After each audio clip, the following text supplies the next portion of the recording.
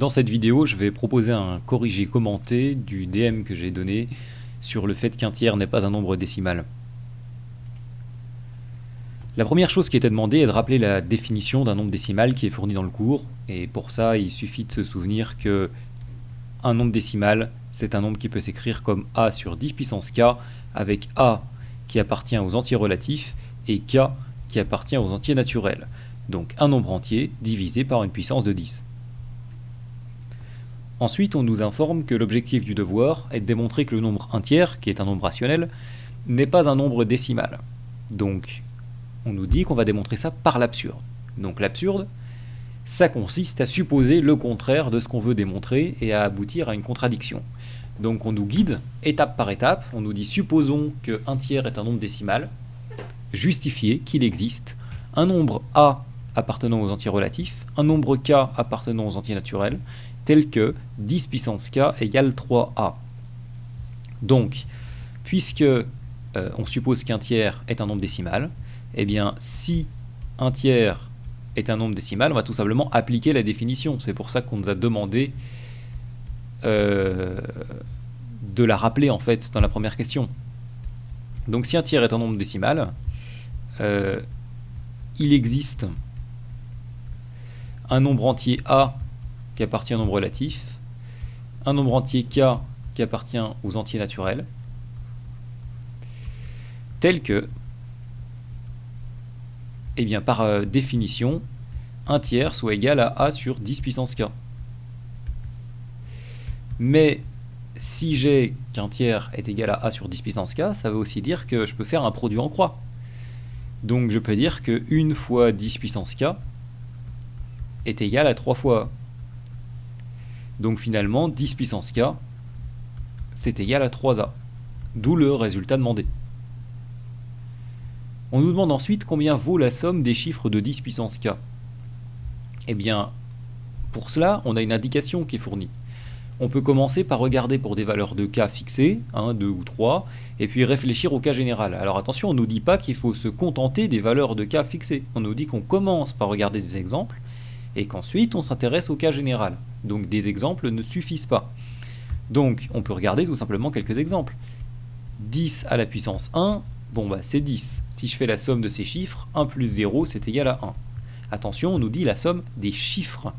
On ne nous dit pas la somme de 10 puissance k, parce que ça ne signifie rien. Donc attention lors de la rédaction des réponses. 10 au carré, c'est 100. Donc sa somme des chiffres, ce sera 1 plus 0, c'est-à-dire 1. Et puis, si on fait encore un dernier exemple, 10 au cube, c'est 1000. Et donc la somme de ces chiffres, ce sera encore 1. Bon, bah on commence à avoir l'impression que la somme des chiffres sera toujours 1. Alors peut-être qu'on peut tout simplement préciser, détailler que le cas général 10 puissance k, c'est un 1 suivi de 0 et on a k0, puisqu'on a multiplié k fois par 10. Et donc, la somme des chiffres, ce sera 1 plus 0, etc., plus 0, avec k0.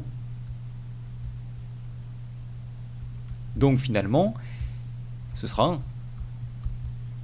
Donc finalement, la somme des chiffres de 10 puissance k vaut 1 pour tout entier k. Mais il ne faut pas oublier de traiter ici le cas général. Sans quoi, si on n'a pas dit à quoi correspond 10 puissance k, on ne peut pas vraiment conclure de façon générale. On nous demande ensuite d'en déduire que 10 puissance k n'est pas divisible par 3. Donc, pour ça, si on nous dit d'en déduire, ça veut dire qu'il faut utiliser la question précédente. On a vu que la somme des chiffres de 10 puissance k, c'est 1. Et pour être divisible par 3, la somme des chiffres du nombre doit être divisible par 3. Donc ça, il faut rappeler ce critère de divisibilité, ou en tout cas l'évoquer. Donc, pour qu'un nombre soit divisible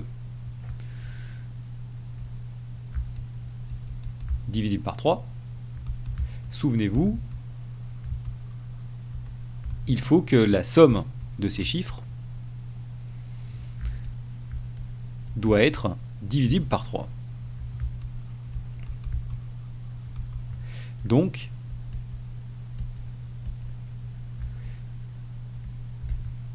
tout simplement, 10 puissance k n'est pas divisible par 3. On n'a pas besoin d'expliquer pendant 10 lignes que 1 n'est pas divisible par 3. Ça, c'est considéré comme clair.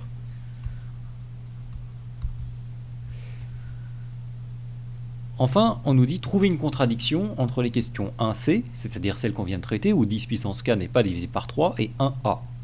Alors, en 1a, on a dit que 10 puissance k, c'est égal à 3 fois a. En 1c,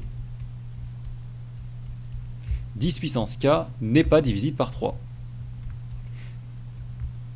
Donc, on arrive au moment où on doit trouver une conclusion afin d'en déduire qu'on ne pouvait pas écrire un tiers comme un nombre rationnel. Donc, en 1a, par définition, parce qu'attention, ici, on n'a pas besoin de faire la moindre opération. Dans la définition de diviseur, ici, 3 est un diviseur de 10 puissance k, parce que 10 puissance k peut s'écrire comme 3 fois un nombre entier. Donc, par définition, 3 est un diviseur de 10 puissance k. Parce qu'on a écrit 10 puissance k comme 3 fois un nombre entier. Donc, c'est une contradiction. Ça, c'est important parce que on a à la fois que 3 est un diviseur de 10 puissance k et que 10 puissance k n'est pas divisé par 3. Donc, l'hypothèse 1 tiers égale a sur 10 puissance k, qu'on a faite, est fausse. Et donc, 1 tiers n'appartient pas aux nombres décimaux. Donc, on a fini par réussir à démontrer cela.